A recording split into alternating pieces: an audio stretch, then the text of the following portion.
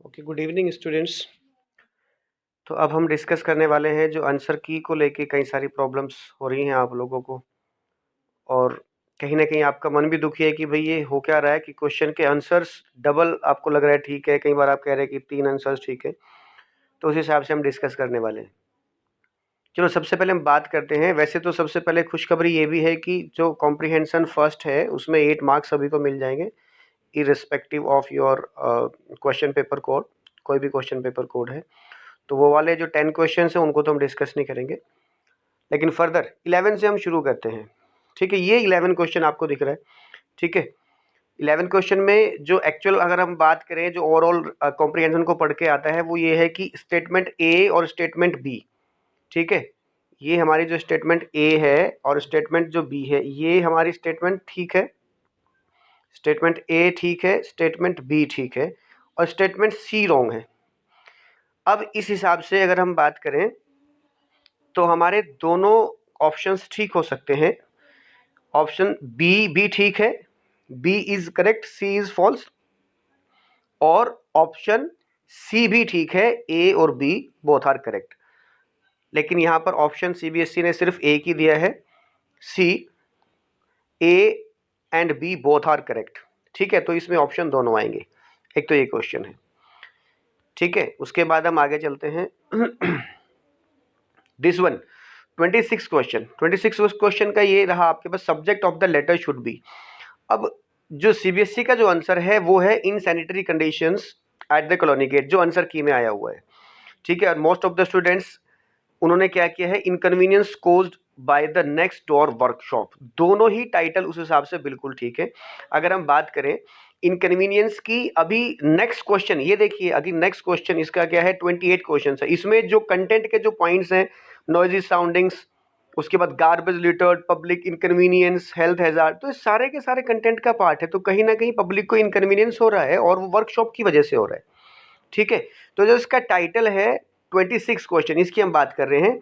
इसमें inconvenience cause by next door workshop ये भी होना चाहिए, और in sanitary conditions at colony gate ये भी हो सकता है। But according to answer key, answer जो है वो सी दिया हुआ है, लेकिन इसका आंसर बी भी होना चाहिए। नेक्स्ट हम बात करते हैं नेक्स्ट क्वेश्चन की। दिस वन 28 क्वेश्चन, 28 क्वेश्चन भी बड़ा इंटरेस्टिंग क्वेश्चन है। अब देखो इसमें जो आंसर है सीबीएसई की तरफ से बी आंसर आया हुआ है। ठीक है, लेकिन अगर किसी ने डी किया है तो डी भी ठीक है। अब बात करते हैं कंटेंट की। अब कंटेंट में क्या है कि इसने दिया है कि एफ, एफ में क्या है, option location of the workshop. ठीक है, डी में भी एफ है, लास्ट में एंड में आप देखोगे लास्ट में बी है। बी क्या है, बी में एक्शन रिक्वेस्टेड है, और यहाँ पे भी दोनों में एक्शन रिक्वेस्टेड, यानी कि बिगिनिंग और एंडिंग तो सेम है। बची बात जो बीच के 4 पॉइंट्स है उसमें रेलेवेंस की बात है। तो ये कोई मैंडेटरी नहीं है कि रेलेवेंस उसी हिसाब से होगा जिस हिसाब से आंसर की में आया हुआ है। ये सेंटेंस स्ट्रक्चर के ऊपर डिपेंड करेगा। एग्जाम्पल ये बात हम कर सकते हैं कि भी बहुत ज़्यादा गार्बेज है, बहुत ज़्यादा प्रॉब्लम्स है, उस वजह से हेल्थ हैजार्ड होते हैं। और ये हम कह सकते हैं हेल्थ हैजार्ड होते हैं क्योंकि वहां पर बहुत ज्यादा गार्बेज है। तो ऊपर नीचे सेंटेंस की स्ट्रक्चर को चेंज कर सकते हैं हम कंजंक्शंस की कोहेसिव डिवाइस यूज करके। तो बी और डी दोनों ही आंसर्स इसके 100% ठीक है। नेक्स्ट क्वेश्चन 29 की हम बात करते हैं। ठीक है, अब 29 क्वेश्चन में क्या है, दो ऑप्शन इसमें बिल्कुल सही होने चाहिए। पहला सी की हम बात करें, workshop to be shifted, this option, और periodic visits of health inspector. अभी क्वेश्चन ये आता है घूम के, जब आप इस चीज का टाइटल, आंसर की में हमने टाइटल दिया हुआ है in sanitary conditions at the colony gate, ये टाइटल मान के अगर हम आगे चलते हैं तो फिर 100% उसका जो सजेशन है एक्शन के लिए वो periodic visit of health inspector होनी चाहिए, बिल्कुल होनी चाहिए। हेल्थ इंस्पेक्टर आएगा, विजिट करेगा, तो सॉर्ट आउट करेगा चीजों को, कहीं ना कहीं जो गार्बेज है, जो लिटर है, उसको सॉर्ट आउट करेगा, प्रॉब्लम को सॉल्व करेगा। ठीक है, दूसरा क्या हो सकता है सॉल्यूशन की, वर्कशॉप को वहां से शिफ्ट कर दिया जाए। तो इस केस में भी दोनों के दोनों ऑप्शंस सी और डी, दोनों के दोनों ऑप्शन ठीक है। ठीक है, नेक्स्ट क्वेश्चन पर हम चलते हैं, क्वेश्चन नंबर 30। बहुत ज्यादा बच्चे इस चीज को लेकर डिस्ट्रेस्ड हैं कि इस क्वेश्चन में योर्स ट्रूली सी ऑप्शन को ठीक किया गया है, सी ऑप्शन को ठीक किया गया है, पर बच्चे कह रहे हैं कि बी ऑप्शन भी ठीक है। 100% ठीक है। Yours faithfully and yours truly are the subscription that are widely used in formal letters. जितने भी फॉर्मल लेटर्स हैं उन सब में यूज करते हैं हमको। डिफरेंस क्या है? सिर्फ इतना डिफरेंस है कि जो यूएस में है उसको मोस्टली ट्रूली यूज करते हैं और फेथफुली अक्सर यूके में यूज किया जाता है, और कुछ डिफरेंस नहीं है। तो दोनों के दोनों yours truly and yours faithfully both the subscription are correct. तो इसका भी आंसर बी एंड सी दोनों होना चाहिए। चलो आगे हम चलते हैं नेक्स्ट क्वेश्चन पे। ये क्वेश्चन शॉकिंग। इस क्वेश्चन में क्या है कि मैडी वॉज, टेक्स्ट आप लोगों ने पढ़ा। अब टेक्स्ट पढ़ के यहां पर देखा बी में दिया है मैडी वॉज सो सिंपैथेटिक, सी में दिया पुअर एंड सिंपैथेटिक। अरे भाई डिफरेंस कितना है दोनों में? आपने मेजर कैसे किया उसको कि 100 सिंपैथेटिक है, कम है या ज्यादा है? कोई मेजरमेंट का क्राइटेरिया तो है नहीं ना किसी टेक्स्ट की लाइन में है। अल्टीमेटली दोनों का मीनिंग सेम है और 100% बी और सी दोनों ऑप्शन करेक्ट होने चाहिए। ठीक है, उसके बाद हम आगे चलते हैं। ये दिस वन। अब ये क्वेश्चन ये भी बहुत पजलिंग क्वेश्चन रहा है। पजलिंग क्या मतलब कि क्वेश्चन अपनी जगह ठीक है लेकिन आंसर अकॉर्डिंग टू टेक्स्ट कुछ बनता नहीं एक्यूरेटली। अब ये देखिए, इसमें है on reading the letter, this one, on reading the letter post master was dismayed और सरप्राइज्ड। अब ये चीज है, अब पूरे के पूरे टेक्स्ट में कहीं पर ये लिखा नहीं कि पोस्ट मास्टर का रिएक्शन क्या था। ये रहा टेक्स्ट, नीचे मैं आपको दिखाता हूं। ठीक है, the moment the letter fell into the mail box and the post master went to open it, it said God of money that I asked for, only 70 pesos reached me. Send me the rest since I need it very much. But don't send it to me through the mail because the post office employees are a bunch of crooks. भाई कहाँ पे लिखा है इसमें कि post master ने क्या react किया? कहीं पे भी नहीं है। क्या है ये? This is only the assumption of the examiner कि भाई उन्होंने भला किया और उसका रिएक्शन उसको ऑपोजिट मिला, आयरनिक मिला, कॉन्ट्राडिक्टरी मिला, तो वो सैड हुआ होगा, डिसमेड हुआ होगा। तो सीबीएसई कहते हैं कि ये वाला आंसर ठीक है, डिसमेड वाला। क्यों भाई? सरप्राइज भी हो सकता है। ठीक है ना? तो ये बिल्कुल भी लॉजिकल नहीं है कि वो डिसमेड हुआ है। पहली बात टेक्स्ट में है ही नहीं कहीं पे भी। That is why A and B both are the correct answers. ठीक है, नेक्स्ट हम चलते हैं आगे। This one, the tiger terrorises the villages edge. पहली बात तो ये कि सेंटेंस का स्ट्रक्चर आप देखिए। अब the tiger terrorising the village as use क्यों किया? एज कट के बाई किलिंग देयर कैटल होना चाहिए था। दूसरी बात यह है कि भाई वो टेरराइज करता है विलेज को और पूरे के पूरे टेक्स्ट में कहीं पर कोई रीजन है ही नहीं, कोई लाइन ही नहीं है जो चीज शो करती है कि वो विलेज को कैसे टेरराइज कर रहा है। पोएट्री है, पोएट्री के पीछे हिडन मीनिंग होता है, आई कन्फेस दिस। ठीक है, बट ऐसे कैसे कंफर्म हो गया कि सिर्फ किलिंग ऑफ द कैटल कर रहा है? तो ही में अटैक द टाइगर, वो अटैक कर सकता है, might be on some other villagers और सम डोमेस्टिक एनिमल्स के ऊपर अटैक कर सकता है, रोर करके डरा सकता है। ठीक है, तो ये बिल्कुल भी लॉजिकल नहीं लगता कि सिर्फ वो वहां के कैटल। अब ये टेक्स्ट की हम लाइनें हैं, बात कर लेते हैं। These are the lines. Okay, he should be snarling around houses at jungles edge, bearing his white fangs, his claws, terrorizing the village। बस इससे ज्यादा कुछ है नहीं। नेक्स्ट पॉइंट ये है कि एक्चुअल में जो पोयम है उसमें टाइगर केज में है, the tiger is in the zoo. ठीक है, लेकिन यहां पर पोएट ने क्या किया है? सुपोजिशन किया है कि नहीं भाई ऐसा, अगर ये टाइगर यहां पर केज में ना हो, अगर बाहर हो तो उसको ऐसा करना चाहिए। पहली बात तो ये भी है। तो पहली बात तो ये है कि ये अजम्पशन वाली लाइन है पोएट की, और उसमें भी कहीं पर कैटल वाली बात है नहीं कहीं किसी भी लॉजिकल पॉइंट ऑफ व्यू से। तो इसमें बी और सी दोनों सही हो सकते हैं। तो फॉर एग्जाम्पल कि अब वो कहता है as he does not like to be hunted, भाई वो नहीं चाहता उसको कोई हंट करे, तो पहले से पहले वो डरा देता है। ये वाला भी ठीक होना चाहिए।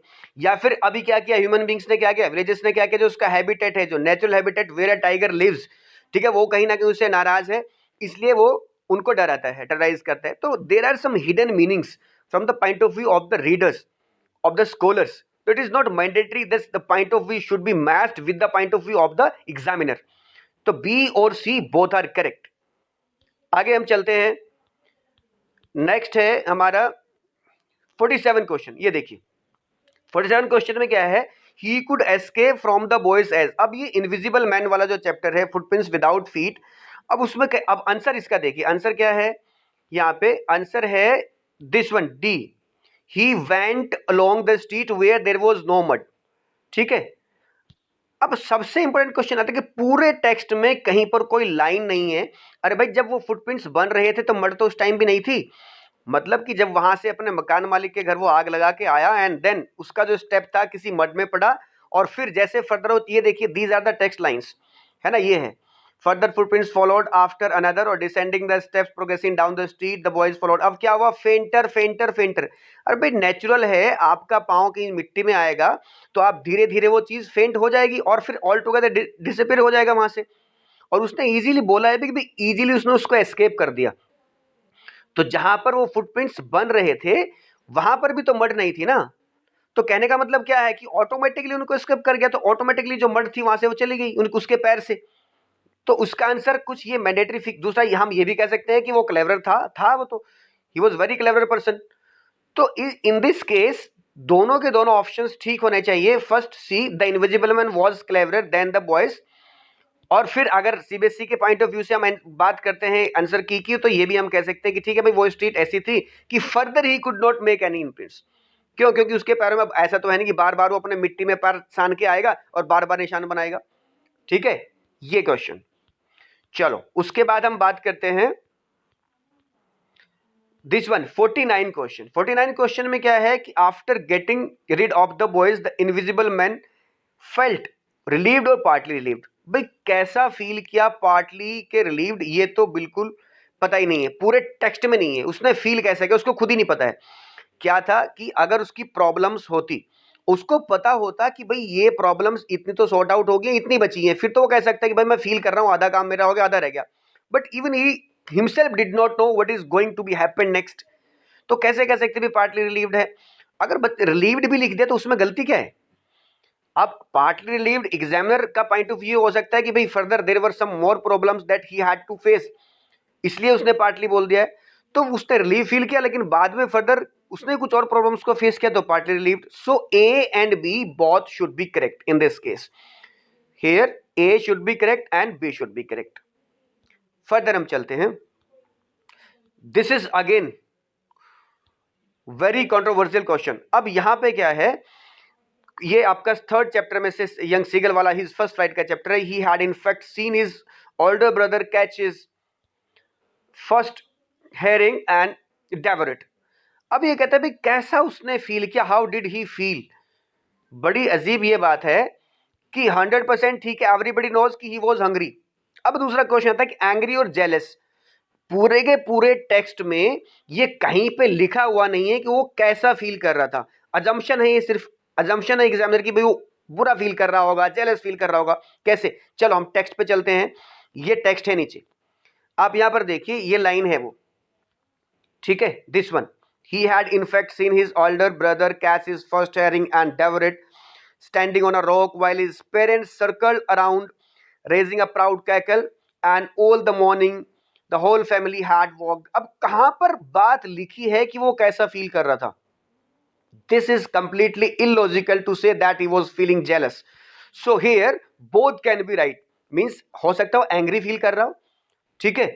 तो दोनों के दोनों ऑप्शन यहां पर ठीक होने चाहिए, मींस डी ऑप्शन भी ठीक होना चाहिए। जहां पर डी में क्या है, डी में है option D and A, D में हंग्री एंड एंग्री।